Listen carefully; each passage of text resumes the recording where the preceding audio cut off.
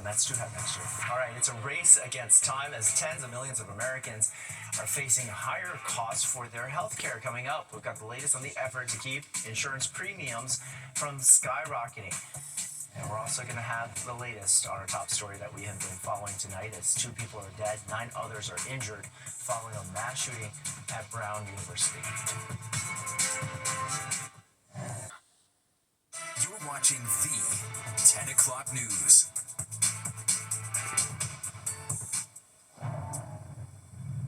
Our top story tonight is one that is still unfolding. The senseless tragedy at one of the country's top universities. Authorities say 2 people are dead, 9 others injured following a mass shooting at Brown University. Officials saying the shooter right now is still at large. That's just one of the many questions that's left unanswered tonight. Let's get right back down to Duarte Geraldino, who has been tracking this story for us all night. So many questions right now. Good evening, Arthur. The president of Brown University just confirmed that 2 dead people are in fact students. So are most of the 9 injured survivors. Now, more than 6 hours after the initial alert went out, the killer is still on the loose. Police are describing him as a man dressed in black. Now, let's take a look at some of the video of that active scene at Brown University. Tonight, the campus is still on lockdown. People are still sheltering in place. Officials say at least 2 students are dead, 9 are injured. 6 of them are at Rhode Island Hospital in critical but stable condition. A 7th is in critical condition. The 8th is unstable. The 9th victim was hurt by bullet fragments. That person is expected to make a full recovery. Now, according to the Associated Press, investigators believe the shooter used a handgun. They say he was last seen leaving the engineering building where the shooting happened just moments ago. Officials gave another update. The day that one hopes never happens, and it has. I really appreciate everything that the local law enforcement and everybody is doing to help find this person, make sure that we can be safe as a community. Our focus right now is on supporting the families who have been affected by this. The families of the 2 students who sadly lost their lives today, as well as the 8, now 9 students who are in the hospital. We've been in touch with their families. I will talk to them soon. But, we will come together as a community and we'll get through this.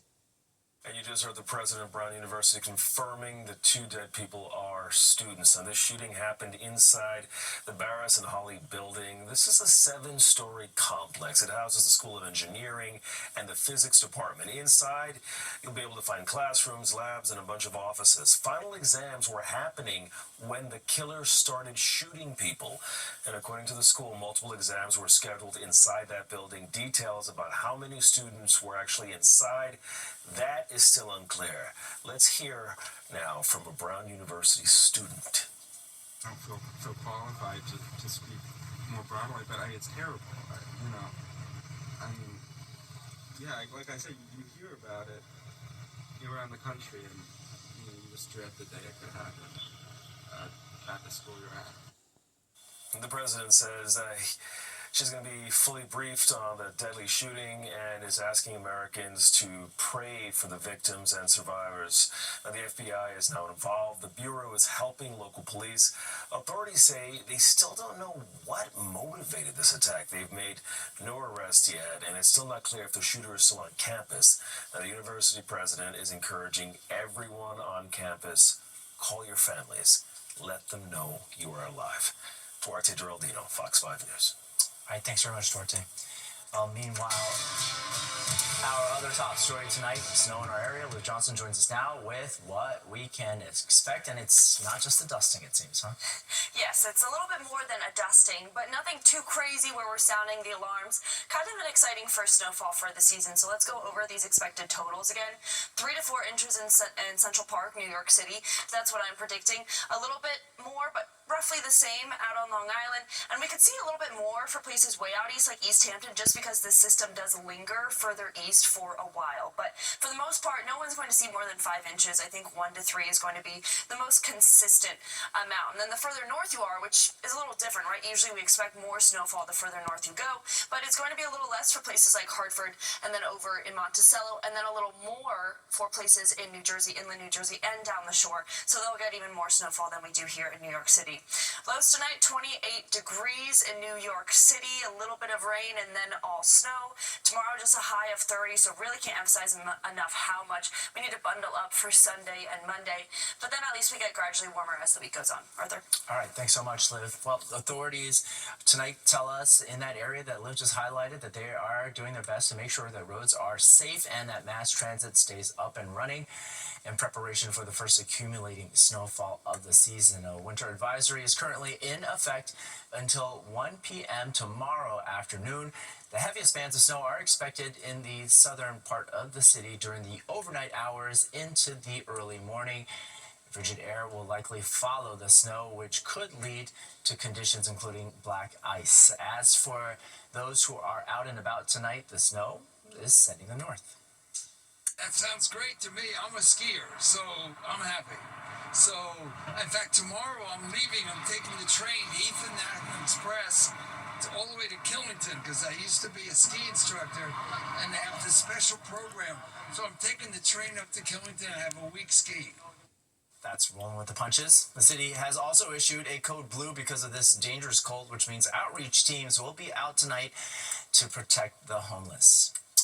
And it is down to the wire for Congress to pass a new health care package. If they fail to do so, tens of millions of Americans could see their insurance premiums skyrocket.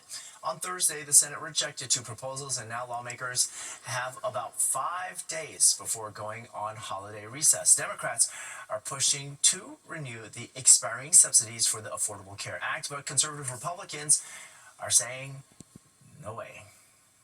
I don't understand why we can't just do a clean extension of what we just had in place earlier this year. I pity the Republican that has to explain why they would propagate or perpetuate, I should say, a fraud-ridden subsidy from the COVID era.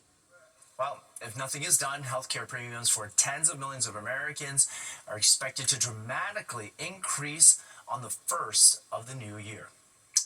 The musical composer for the hit movie Wicked for Good is taking his talents off Broadway. Up next, we're taking a closer look at the musical The Baker's Wife. Join Bianca P. Wherever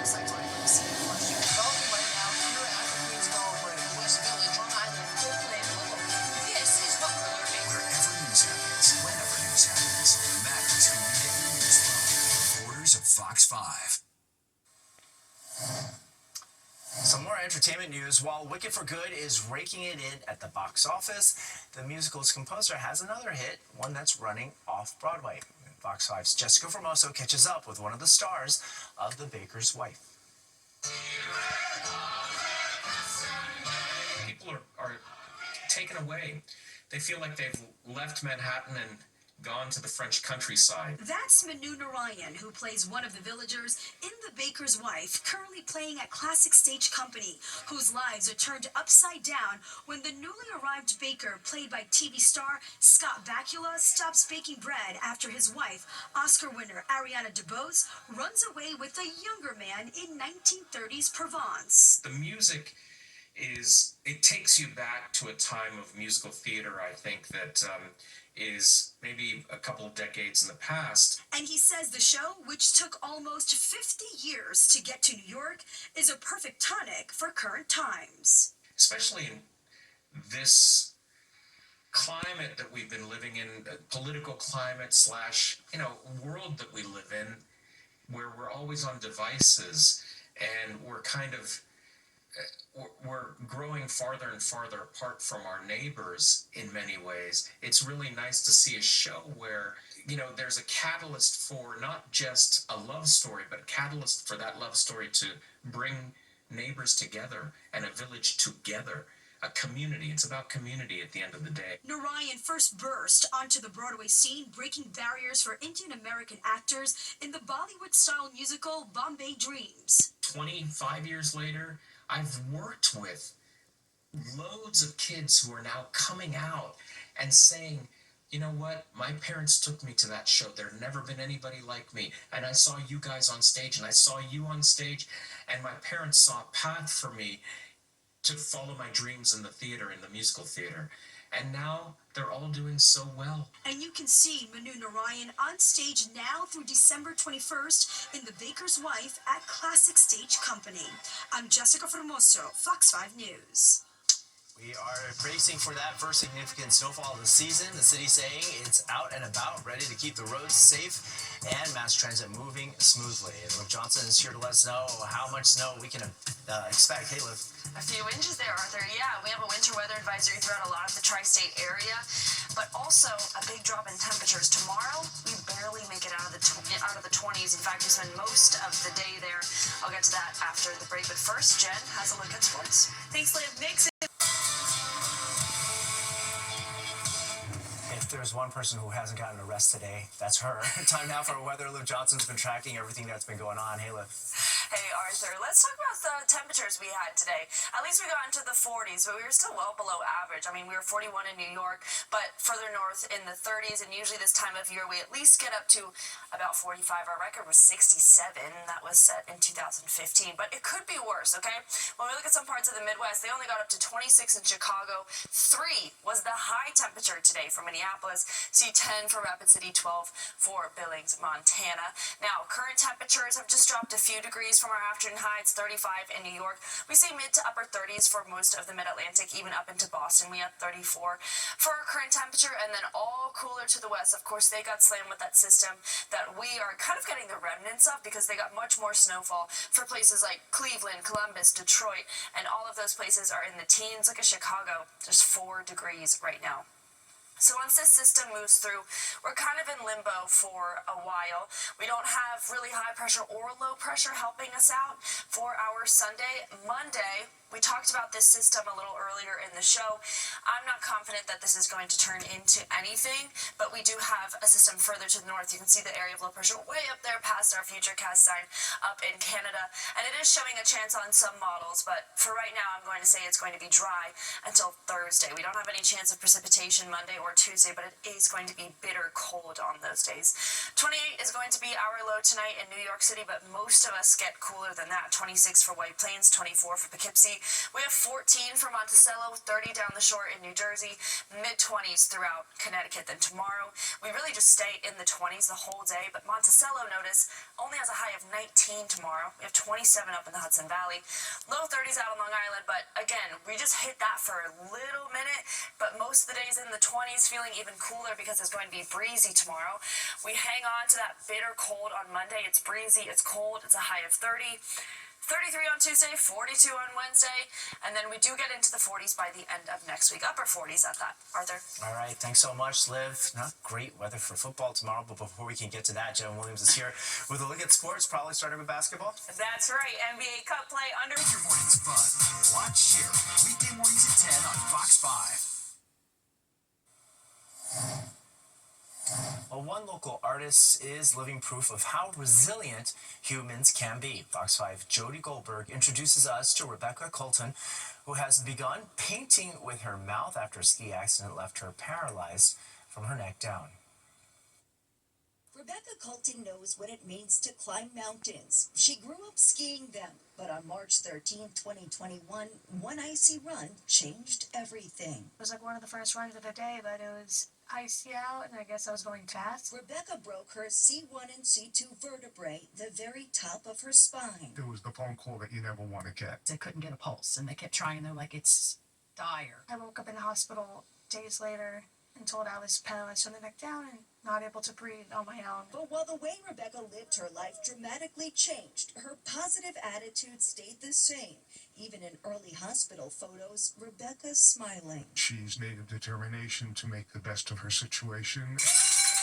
9 months in hospitals and rehab, breathing machines to physical therapy. Rebecca managed to find dark humor and vulnerability in her voice. I've always been like very positive, upbeat person. Her optimism turned into action. She navigates her wheelchair with a straw, steers with her head, and uses a computer with her mouth. If I move my head, it moves the mouse. If I bite something, it will click. The 26-year-old works part-time in social media. and has a passion for painting. I feel like it's something I could do that doesn't involve looking at a screen. I love to paint sunsets, landscapes, mountains. Mountains, fitting for someone who has climbed more emotional ones than most will in a lifetime. She's created hundreds of paintings and sells her art online. Creative, independent, productive. To help her live that way, her house was retrofitted. Adding an elevator, Closed bedroom door, automated doors, and voice commands that make everyday life a little easier. Alexa, turn on bedroom lights. The night nurse and the day nurse. The day nurse gets me ready in the morning, brushes my teeth, gets me dressed, cleans my face. And behind every small victory Rebecca fights for is a huge financial challenge. How big of a burden is it? It's a massive burden. We actually spoke to a doctor that said spinal cord injury is the most expensive condition, and we have to pay for nursing care, medical expenses, equipment repairs. So we have to do fundraising year-round to help pay for my expenses. Her story is inspiring people far beyond Long Island, even strangers who follow her journey on social media. If I'm gonna go through all of this, like pain and suffering, it might as well make an impact on people, and something should come of it. Proving that even when life knocks you down, you can still lift others up. On Long Island, Jody Goldberg, Fox 5 News. Okay, we're going to be back with more after this quick break.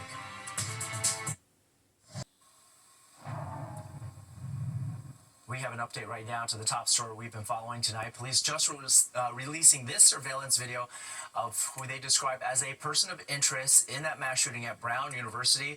Officials have been saying all night that the shooter was dressed in all black. 2 people were killed. 9 others were injured during the shooting. The suspect is still on the run. If you spot this person, let authorities know. And that does it for us tonight. Thanks so much for being with us. I'm Arthur Chien. We are back here tomorrow night. But in the meantime, remember, the news is always streaming in our free Fox Local app, where you can get breaking live updates and watch our newscasts anytime from anywhere. Have a good night.